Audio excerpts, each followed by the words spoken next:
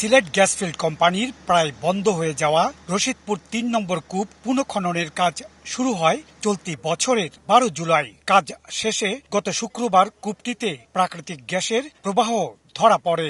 এখন চলছে জাতীয় সঞ্চালন লাইনে সরবরাহের কার্যক্রম। প্রোডাকশন টেস্টের পরে আমরা আশা করছি যে হয়তো ৮ মিলিয়ন হারে গ্যাস আমরা জাতীয় গ্রিডে সরবরাহ করতে পারবো।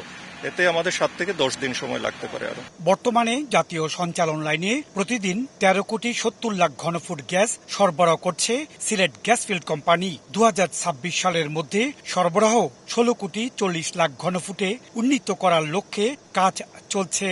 কূপগুলোতে যখন গ্যাসের পরিমাণ কমে আসে তখন পানি হচ্ছে নিচে থেকে লেয়ারে ইনভেট হয়। অতিরিক্ত পানি প্রোডাকশন যখন হয় তখন সে গ্যাসকে সাপ্রেস করে আর গ্যাস উৎপাদন বন্ধ হয়ে যায়।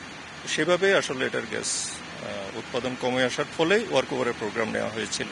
১৯৯৪ সালে রশিদপুর ৩ কূপটি আবিষ্কারের পর পাইপলাইনে পানি আসায় বন্ধ হয়ে যায় গ্যাস উত্তোলন।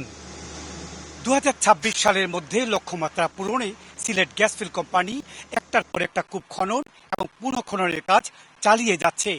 তারই ধারাবাহিকতায় এই কূপ থেকে নতুনভাবে গ্যাস পাওয়া গেল।